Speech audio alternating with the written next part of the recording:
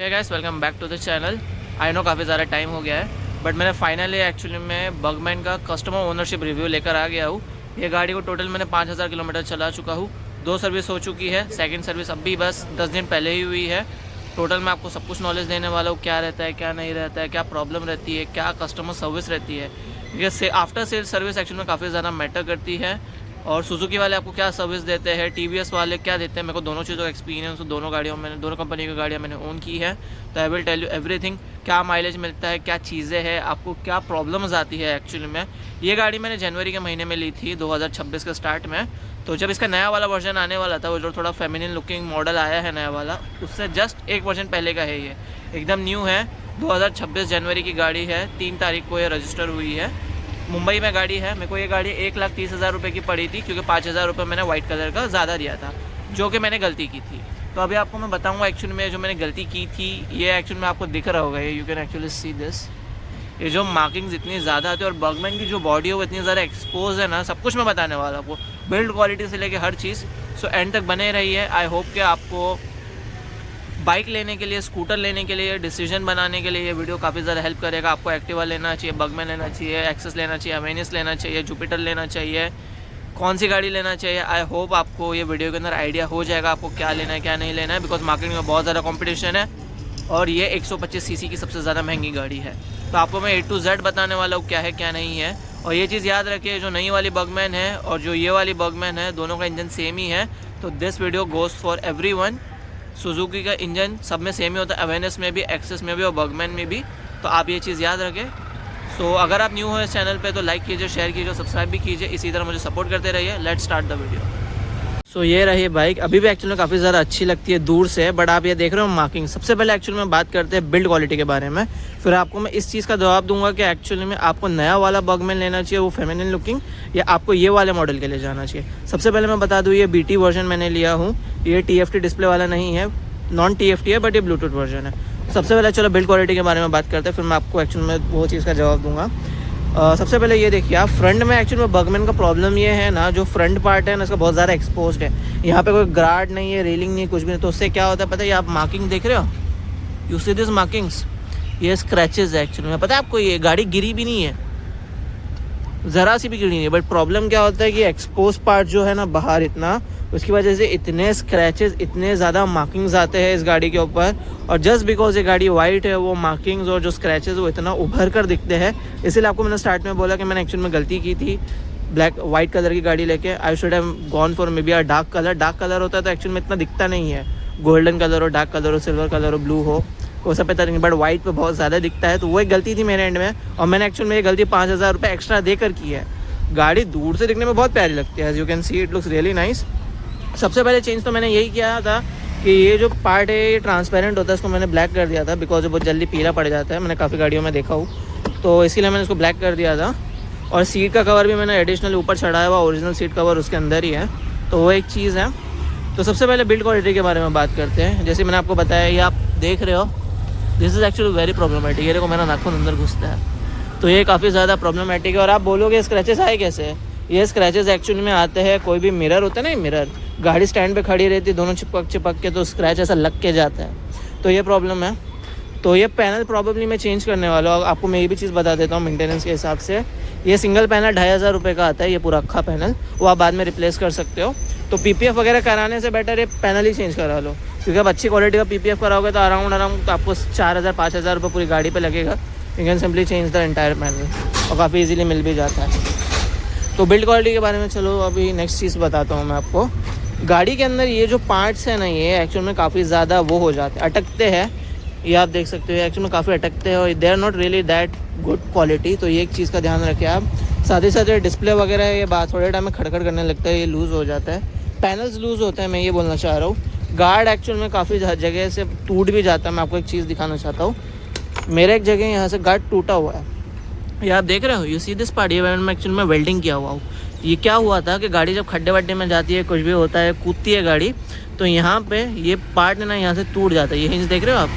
तो उसकी वजह से क्या प्रॉब्लम होता है कि ये पूरा खड़खड़ करने लगता है, पूरा वाइब्रेट करने लगता है। तो मैंने क्या किया था, 100 रुपये में वेल्ड हो गया था। इसकी जो पट्टी आती है ओरिजिनल वाली, उसके ऊपर एक और पट्टी डाल के उसको प्रॉपरली मैंने वेल्ड करवा दिया था, तो ये प्रॉब्लम सॉल्व हो गया। बट ये गार्ड मैं आपको सलाह दूंगा कि आप मोटा वाला गार्ड लगाए।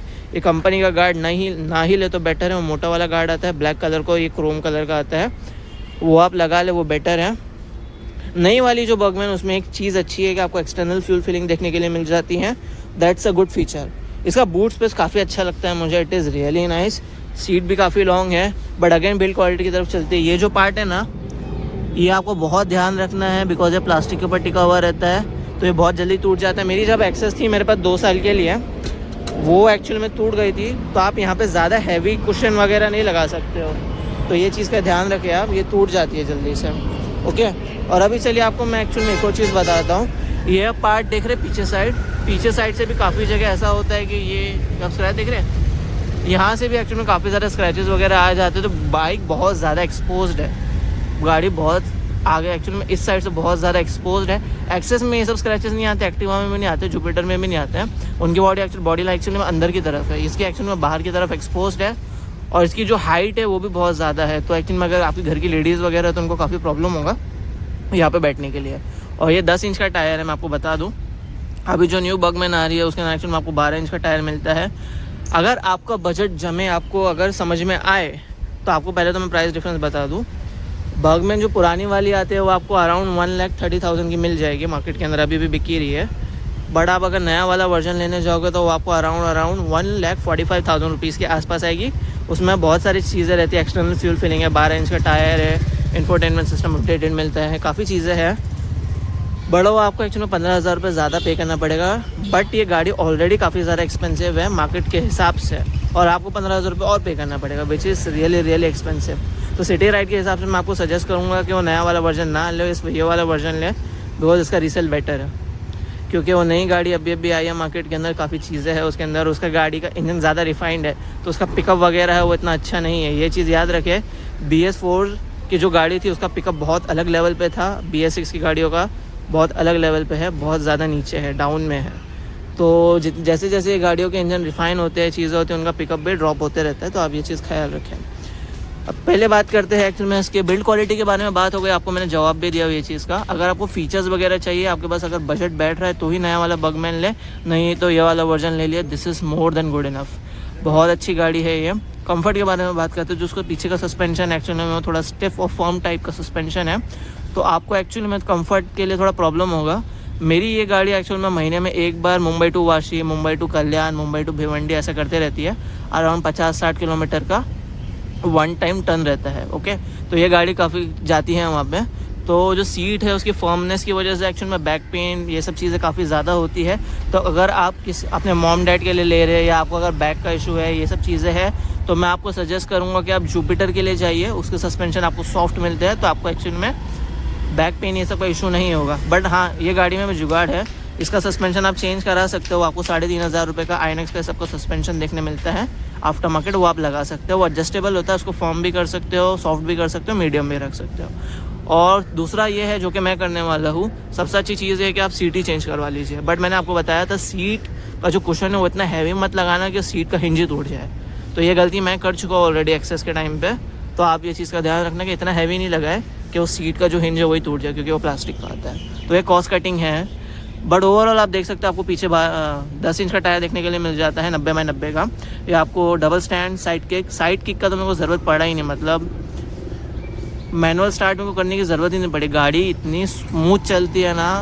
आपको मैं माइलेज वगैरह के बारे में और रनिंग के बारे में आगे बात करूँगा। Power is more than enough, highway के हिसाब से ऑफकोर्स आपको कम पड़ेगा, बट एक स्कूटर है, what are you expecting really.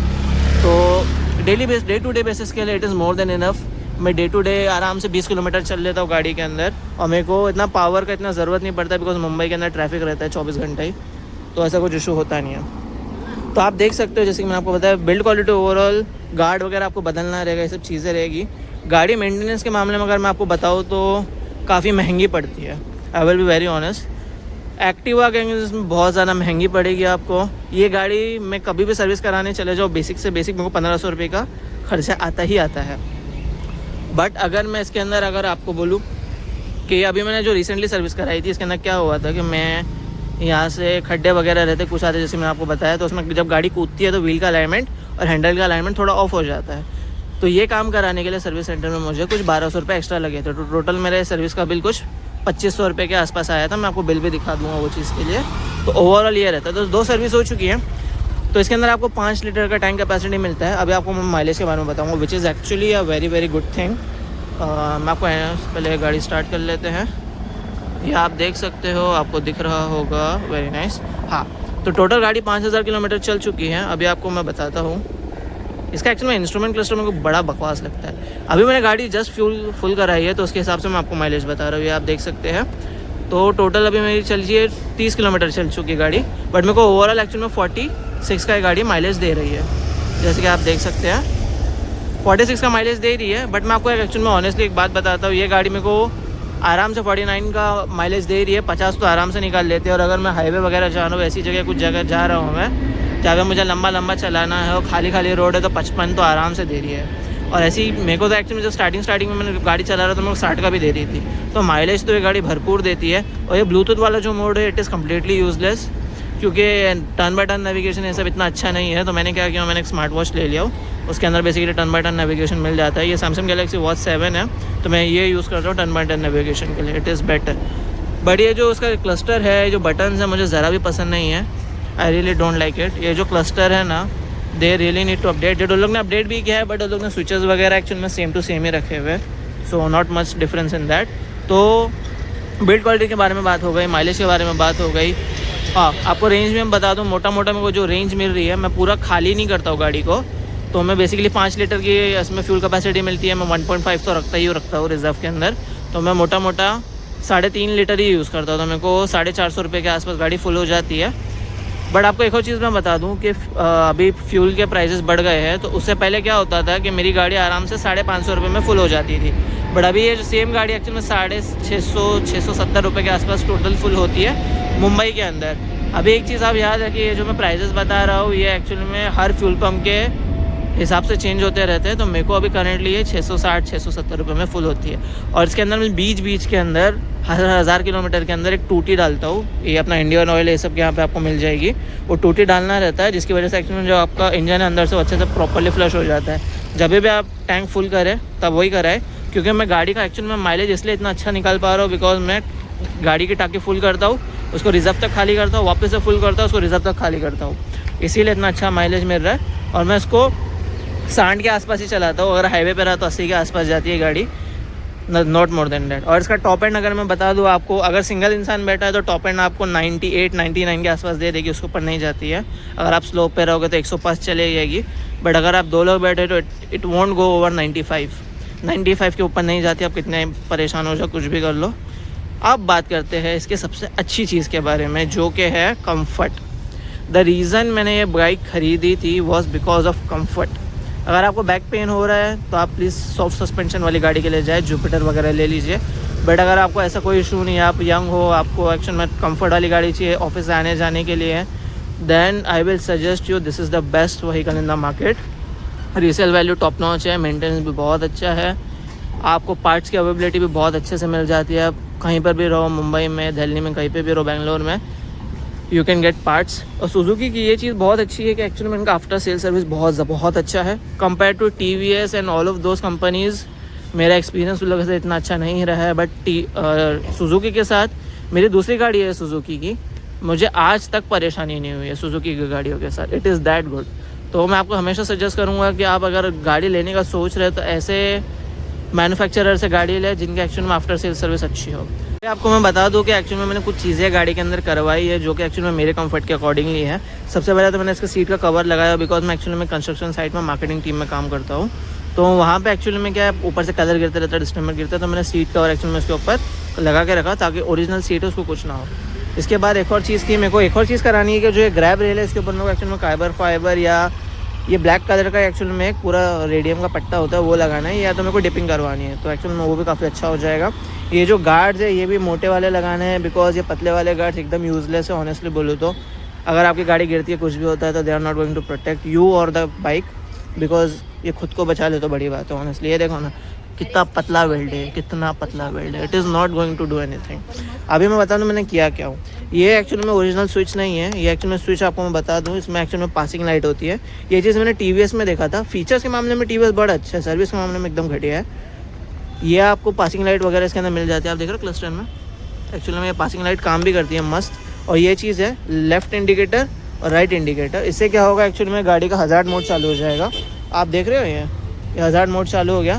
तो ये मैंने चीज़ें कराई है और साथ ही साथ मैंने उसके ऊपर ब्लैक कलर का ये मैट ट्रैप लगवाया हूँ, क्योंकि ये येलो पड़ जाता है, पूरा पीला पड़ जाता है। तो एक और सलाह रहेगी कि आप इसके ऊपर लगा दीजिए, तो जो भी गंदगी वगैरह रहती है you can just take it off. और ये कुछ 150 रुपये का लग जाता है पूरा वापस से, तो आप आराम से वापस से इसको लगवा भी सकते हो। काफ़ी अच्छा भी लगता है, गाड़ी ओवरऑल काफ़ी प्यारी लगती है, आप देख सकते हो। और साथ ही साथ मैंने इसके अंदर एक्चुअली में आप ऊपर क्लस्टर के ऊपर देख रहे हो फिल्म लगी हुई है, ये मैंने डिमिंग फिल्म लगाया हुआ हूँ। एक स्क्रैच गार्ड के तौर पे काम करता है। ये कुछ मेरे को 40 रुपीज़ की पड़ी थी। आप कोई भी रेडियम वाले के पास जाओगे तो वो चिपका के अच्छे से कटिंग करके निकाल के कर देगा आपको, तो ये भी लगवा लेना। तो this will protect the cluster in the long run. Comfort के बारे में बात कर रहे थे, तो अभी आपको मैं एक और चीज़ बताना चाहता हूँ इसके टायर्स के बारे में। आगे इसका 12 इंच का टायर देखने के लिए मिलता है और पीछे आपको इसका 10 इंच का टायर देखने के लिए मिलता है। जो है इसकी विड्थ वगैरह वो सेम ही है, 90/90 ही मिलता है आगे भी और पीछे भी, बट इंचेस में फ़र्क है। ये 12 का है, वो 10 का है। पीछे आपको ड्रम ब्रेक मिलता है देखने के लिए, आगे आपको डिस्क ब्रेक मिलते हैं। नए वाले वर्जन के अंदर भी आपको सेम ही चीज़ मिलती है, आगे डिस्क है पीछे ड्रम ब्रेक है, बट पीछे आपको 12 इंच का टायर मिलता है। तो ये चीज़ का डिफरेंस रहेगा। बट इसके टायर्स काफ़ी ठीक ठाक बोलूँगा मैं, दे आर ओके। तो ये चीज़ का आप ख्याल रखना कि अब मडी कंडीशन में, बारिश वगैरह के अंदर गाड़ी काफ़ी ज़्यादा स्लिप होती है। ऐसी काफ़ी जगह चीज़ें हुई है कि जहाँ पे एक्शन में मैं ऑलमोस्ट स्लिप होते हुए बचा हूँ, गिरते हुए बचा हूँ। तो इसका ये प्रॉब्लम रहेगा, ट्रैक्शन का इसका प्रॉब्लम है। ABS है गाड़ी के अंदर, उसको सुजुकी CBS बोलता है, कॉम्बी ब्रेकिंग सिस्टम। स्कूटर्स के अंदर ABS नहीं होता है, 125 cc के अंदर तो अभी करेंटली नहीं है। CBS सुजुकी बोलता है, कॉम्बी ब्रेकिंग सिस्टम। इसके अंदर वो अवेलेबल है। आप फ्रंट ब्रेक यूज़ करोगे तो बैक ब्रेक भी थोड़ी धीरे धीरे अप्लाई होता है, और अगर बैक ब्रेक यूज़ करोगे तो फ्रंट ब्रेक भी धीरे धीरे स्लोली अप्लाई होता रहता है ऑटोमेटिकली। तो ये चीज़ है, it gives a better traction control. आप गिरते नहीं हो, काफ़ी अच्छी चीज़ है। बट इसके टायर्स काफ़ी स्लिपरी है, तो मैं आपको बोलूँगा MRF के टायर्स की बजाय आप योकोहामा के दूसरे जो टायर्स होते हैं ग्रिपी वाले, बटन वाले टायर, आप वो वाले लगाएं, क्योंकि ये एक्चुअल में 5000 चल चुकी है। अभी 10,000 और टायर टकला जब हो जाएगा, इसका ऑलमोस्ट ख़त्म हो जाएगा, तो मैं इसके अंदर बटन टायर लगाने वाला हूँ। तो they are actually much better for city riding, और थोड़ा बेटर पोस्चर अप देते हैं वो लोग। और साथ ही साथ इसके अंदर आपको एक्चुअली में रेडियल टायर मिलते हैं विच आर ट्यूबलेस, तो वो चीज़ और एक और चीज़ अच्छी है। अभी तक पंचर वगैरह में कुछ इशू आया तो नहीं है, और लीकिंग वगैरह का भी कुछ नहीं है। तो वाल्व्स वगैरह सारी चीज़ें काफ़ी अच्छी है। सस्पेंशन इसका फ्रंट का स्मूथ है, सॉफ्ट है, और पीछे का फर्म है। तो आपको एक्चुअल में खड्डे वगैरह जो भी रहता है, आप ज़ोर से अगर कूदते हो तो आपको काफ़ी ज़्यादा झटका लगेगा फ्रंट से, बिकॉज आगे का जो सस्पेंशन है वो सॉफ्ट है और पीछे का जो है वो फर्म है। तो आपको लॉन्ग राइड्स का काफ़ी भारी पड़ेगा ये चीज़। तो ये चीज़ याद रखें। सस्पेंशन में आपको सजेस्ट करूँगा कि पीछे का चेंज कर लो, या तो आप ऊपर की जो सीट है वो आप चेंज करवा सकते हैं। चलिए अब चीज़ों के बारे में बात करते हैं। ओवरऑल मैंने आपको वॉक थ्रू वगैरह दे दिया, जो है क्या नहीं है। तो अभी सबसे पहले इसके प्रोज एंड कॉन्स के बारे में बात करते हैं। सबसे पहले मेंटेनेंस के बारे में बात करते हैं। मेंटेनेंस के अंदर मैंने जैसे आपको बताया, इसकी 2 सर्विस हो चुकी है ऑलरेडी टोटल। पहली सर्विस अराउंड मेरे को 650 रुपये की पड़ी, प्लस टैक्सेस अगर मैं आपको बोलूँ तो 900-950 रुपये के आसपास मेरे को फर्स्ट सर्विस पड़ा था इसका। फर्स्ट सर्विस के अंदर कुछ नहीं होता है, इंजन ऑयल वगैरह थोड़ा बहुत चेंज होता है, दैट इज़ ऑल, बाकी कुछ भी नहीं होता है, ठीक है। ये जो फ्री सर्विसेज होती है इसके अंदर सिर्फ लेबर चार्जेस जो होते हैं वो वेव ऑफ किए जाते हैं। बाकी जो इंजन ऑयल का खर्चा होता है, एयर फिल्टर का खर्चा होता है, जो दूसरी चीज़ें होती है वो आपको सब कुछ पे करना होता है। सिर्फ और सिर्फ जो लेबर का खर्चा होता है वो आपका माइनस हो जाता है।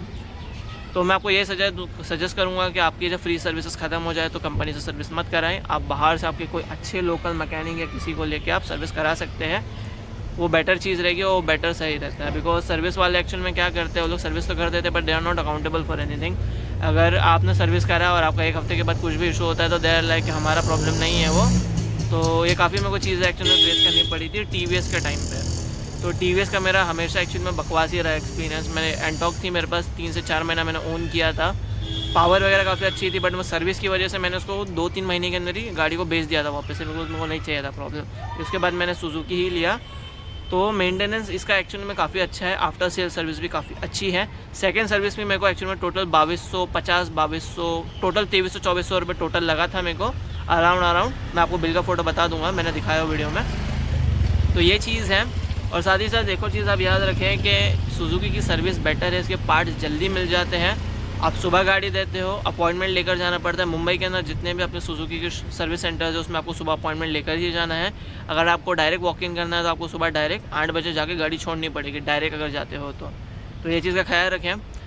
तो आप अपॉइंटमेंट लेकर ही जाएँ। और इनकी अवेलेबिलिटी पार्ट्स की काफ़ी अच्छी होती है, काफ़ी अफोर्डेबल भी है। अगर आपको और सस्ता चाहिए तो आपको 950 वगैरह रुपये खर्चे नहीं करने हैं, आपको 400-500 रुपये में काम करना है तो आप एक्टिवा 6G ले सकते हैं। वो काफ़ी ज़्यादा मेंटेनेंस फ्री गाड़ी है, एकदम सिंपल है, कुछ चोचला नहीं है उसके अंदर, तो काफ़ी सिंपल तरीके से चलती है गाड़ी। वो आपको मैं सजेस्ट करूँगा। आपको अगर सिर्फ डे टू डे बेसिस पे सिर्फ गाड़ी चलानी है तो अच्छा है, because this is a premium scooter, तो इसका आपको एक्चुअल में मेंटेनेंस वगैरह ये सब चीज़ें काफ़ी ज़्यादा लगेगी। आपको मैं सलाह यही दूंगा कि बर्गमैन अगर आप ले रहे हैं तो अटरली सिर्फ और सिर्फ कंफर्ट के लिए, माइलेज के लिए और इंजन रिफाइनमेंट के लिए ही लीजिए। फीचर्स के मामले में गाड़ी इतनी अच्छी नहीं है। आपको मैं बताना चाहूँगा कि जैसे एप्पल करता है ना कि कोई भी टेक्नोलॉजी जब तक परफेक्ट नहीं होती वो अपनी चीज़ें लॉन्च नहीं करता, सुजुकी भी वही फॉलो करता है एक्चुअली में। Until and unless that technology is perfected, Suzuki does not introduce it in their products. तो अभी बर्गमैन के अंदर, नए वाले बर्गमैन के अंदर आपको TFT डिस्प्ले सब चीज़ें देखने के लिए मिल रही है, 12 इंच का टायर देखने के लिए मिल रहा है। मेरे को एक्चुअली में एक DIY अपडेट करना है कि मैं सोच रहा हूँ जो पीछे जो 10 इंच का टायर है उसको अपग्रेड करके EX का जो 12 इंच का टायर है मुझे वो लगाना है। तो अगर आप उस चीज़ में अगर इंटरेस्टेड हो जहाँ पे मैं 10 इंच का टायर निकाल के 12 इंच का डाल रहा हूँ, तो if you are interested in that those ideas तो मुझे कमेंट में ज़रूर बताएं और लाइक कीजिए, शेयर कीजिए, सब्सक्राइब भी कीजिए वो वीडियोज़ को देखने के लिए। तो ये मेंटेनेंस हो गया। माइलेज इसका मुझे काफ़ी ज़्यादा अच्छा लगता है। एक्चुअली में आपको आराम से 50-45 तो दे ही रही है। इससे पहले एक्सेस थी मेरे पास तो वो 50-55 आराम से देती थी। तो माइलेज का और मेंटेनेंस का कुछ परेशानी नहीं है। बिल्ड क्वालिटी बेटर हो सकती है क्योंकि गाड़ी के ये पार्ट, ये स्पेशली ये गाड़ी के पार्ट्स काफ़ी ज़्यादा एक्सपोज्ड है बाहर साइड, तो उसकी वजह से स्क्रैचेस वगैरह बहुत ज़्यादा आते हैं। मैंने एक्चुअली में 5000 रुपये दे के गलती की एक्स्ट्रा वाइट कलर के लिए, बहुत जल्दी गंदा हो जाता है, तो उसको पॉलिश करना, मेंटेन करना काफ़ी ज़्यादा हेक्टिक हो जाता है डे टू डे बेसिस में। आपको एक और चीज़ बता दूँ, गाड़ी एक्चुअली में रोज़ धुलती है मॉर्निंग के टाइम पे, तभी भी इसका ये हाल है। तो ये चीज़ का आप ख्याल रखें। आप अगर कंस्ट्रक्शन साइट पे हो, ये सब जगह आप काम करते हो, तो I will be very honest with you, white colour ना लें। वो एक्चुअली में मेरी ही गलती थी। मेरे को सिल्वर या ऐसा कोई डार्क कलर लेना चाहिए, डल कलर लेना चाहिए था, जिसकी वजह से ये प्रॉपरली इसकी शाइन वगैरह रिटेन हो सकती थी। जैसे मैंने एक्सेस लिया था मैट ब्लैक के अंदर, तो उसको कुछ नहीं होता था, वो मस्त थी गाड़ी। तो वो एक था। तो आपको मेंटेनेंस हो गया। रेंज इसका आपको मोटा 200 से 250 किलोमीटर का मिलेगा। अगर आप हाईवे पे चल रहे हो तो 240-250 किलोमीटर है। सिटी में आपको 200 किलोमीटर देगा, आप अगर पूरा टाकी फुल करते हो तो एकदम खाली करने तक का। बट अगर आप रिजर्व तक चलाते हो तो आपको 150 किलोमीटर की रेंज देगा मोटा। तो ये चीज़ आप याद रखें। मैं एक बार गाड़ी फुल करा तो हफ्ता भर चुपचाप चलती है, तो मेरे को माइलेज और रेंज का तो कोई मसला है नहीं। मेंटेनेंस भी काफ़ी अच्छा है। अब चलिए इसके प्रोज एंड कॉन्स के बारे में बात करते हैं। कंफर्ट इसका एक्चुअल में काफ़ी बड़ा प्रो है। आप आराम से फैल के चला सकती है। जो आप स्पेस देख रहे हैं, यहाँ पे भी आप पैर रख सकते हैं, यहाँ पर भी आप पैर रख सकते हो। यहाँ पे बाटला फिट नहीं होता है। मैंने एक बार ट्राई किया, अभी एक्चुअल में इंडिया में बाटले सबकी जो घर का जो बाटला होता है उसका काफ़ी ज़्यादा प्रॉब्लम हो रहा है। तो मैंने एक्चुअल में ट्राई किया था यहाँ पे बाटला रखने का, but it did not work. तो ये चीज़ आप याद रखें, यहाँ पे बाटला फिट नहीं होता है। ओके, एक्सेस में हो जाता है, एक्टिवा में हो जाता है, बट ये गाड़ी के अंदर नहीं हो रहा है, बिकॉज ये जो पार्ट है इसका आगे हुई, this is a small part, तो यहाँ पे बाटला फिट नहीं होता है। और एक और चीज़, इसकी डिक्की के अंदर फुल फेस हेलमेट फिट नहीं होता है। आप बड़ा वाला हेलमेट 2-in-1 लगाओ या बड़ा वाला लगाओ, इट डज़ नॉट फिट। तो वो भी चीज़ याद रखें। और एक और चीज़ मैं बोलूँगा, इसकी डिक्की के अंदर लगा एक्चुअली में एक्सटर्नल ड्रिपिंग होल देना चाहिए कि अगर गाड़ी के अंदर कोई आपने आइस रखी हो या बारिश का पानी घुस गया हो तो कुछ भी हो तो पानी ड्रिप होकर खुद निकल जाए। तो वो एक चीज़ है जो कि आपको TVS की गाड़ियों में मिलता है बाय डिफ़ॉल्ट, बट इसमें आपको देखने के लिए नहीं मिलता है। अब चलिए बात करते हैं whether you should buy this vehicle or not. I be very honest with you, मैंने 1,30,000 की गाड़ी ख़रीदी है। मुझे काफ़ी ज़्यादा पसंद है और सुजुकी की गाड़ियों में कुछ भी इश्यूज़ वगैरह नहीं होते। मेरे को एक्चुअली में आप ये बोलोगे कि मेरे जब ये आप रिव्यू देखोगे, जब ये वीडियो देखोगे तो आपको लगेगा काफ़ी ज़्यादा बायस्ड वीडियो में बना रहा हूँ। एक्चुअली में TVS के अगेंस्ट है, सुजुकी के साथ बायस्ड हूँ। बट ऑनेस्टली बोलूँ तो मेरा जो कस्टमर एक्सपीरियंस रहा है सुजुकी के साथ हमेशा से ही अच्छा रहा है। उनकी आप गाड़ियाँ ले लो, स्कूटर्स ले लो, बाइक्स ले लो, they have a very good service network, they have a very good after sales network. उनकी रीसेल वैल्यू बेटर होती है। ओवरऑल चीज़ें जो कस्टमर को चाहिए होती है वो काफ़ी ज़्यादा अच्छी होती है। अब हम प्रोज के बारे में बात ही कर रहे हैं, तो कंफर्ट के बारे में जैसे मैंने आपको बताया उसके बारे में बात करूँगा। रीसेल वैल्यू के बारे में अभी भी अगर यह गाड़ी में बेचने जाता हूँ 1 साल के बाद, 2 साल के बाद यूज़ करने के बाद 1,30,000 का एटलीस्ट मेरे को 85-90 के आसपास आराम से आ जाएगा, which is more then 70% of its value, which is really worth it. अगर आप TVS की गाड़ी लेने जाओगे, एंटॉक वगैरह लेते हो, ऐसा कुछ लेते हो, तो अगर आपने गाड़ी ली है 1,20,000 की कुछ वो गाड़ी आ रही है अभी करेंटली, तो उसका आपको मोटा मोटा 70,000 80,000 ही मिलेगा। तो वो चीज़ का आप ध्यान रखिए कि आपको सुजुकी की गाड़ियों का रीसेल वैल्यू काफ़ी ज़्यादा अच्छा मिल जाता है, और मार्केट के अंदर डिमांड है तो काफ़ी जल्दी बिक भी जाती है। तो ये चीज़ का ख्याल रखें। ये चीज़ें मैं इसलिए बोल रहा हूँ आपको कि कोई आपको ये रिव्यूअर बोलेगा नहीं कि आपका रीसेल वैल्यू क्या है, कितना जल्दी बिकेगा। बिकॉज एक मिडिल क्लास इंसान 5 साल चलाता है कोई भी गाड़ी, 2 साल चलाएगा, 3 साल चलाएगा, 4 साल चलाएगा, उसके बाद उसको सेल करना रहता है। तो ऐसी चीज़ रहती है कि एक माइंडसेट होता है कि उसको बेचना है गाड़ी को, हाँ यूज़ करना है, उसको बेचे तो अच्छा वैल्यू रिटर्न आ जाए। करेक्ट है, क्योंकि आप अच्छे काफ़ी बड़ा उसमें पैसा डाल रहे हो, तो इसका रीसेल वैल्यू काफ़ी अच्छे से आ जाएगा। तो ये चीज़ की मेरे को क्लैरिटी देनी थी आपको। ये ओवरऑल इसका मेरा एक्सपीरियंस रहा है। आई होप कि आपको ये वीडियो पसंद आया होगा। और साथ ही साथ मैं एक और चीज़ बोलूँ, आपको कोई भी क्वेश्चन क्वेरीज वगैरह कुछ भी हो तो आप मुझे कमेंट में ज़रूर बताएं। अभी मैं आपको इस चीज़ का जवाब देता हूँ कि आपको ये वाली गाड़ी लेना चाहिए, एक्सेस लेना चाहिए, जुपिटर लेना चाहिए या एंटॉक लेना चाहिए। एंटॉक उन लोगों के लिए है जिनको एक्चुअली में स्पोर्टी और पावर चाहिए, जैसे आप कॉलेज स्टूडेंट हो, आप यंग हो, तो आपको वो चीज़ के लिए काफ़ी अच्छा रहेगा। वो गाड़ी में आपको एवरेज देखने के लिए नहीं मिलता है, आपको मैक्सिमम उसमें 25 से 30 का माइलेज मिलेगा, और उसका पार्ट्स वगैरह का सब का इशू बहुत ज़्यादा होता है, उसका क्लच का इशू होता है, काफ़ी ज़्यादा चीज़ें होती है उसमें, और TVS का सर्विस अच्छा नहीं है व्हेन इट कम्स टू एंटॉक। अब जुपिटर के बारे में बात करते हैं। जुपिटर उन लोगों के लिए जिनको एक्चुअल में बैक पेन वगैरह होता है, या वो एक ऐसी फीचर रिच गाड़ी देख रहे हैं जो कि उनको सुजुकी नहीं लेना है।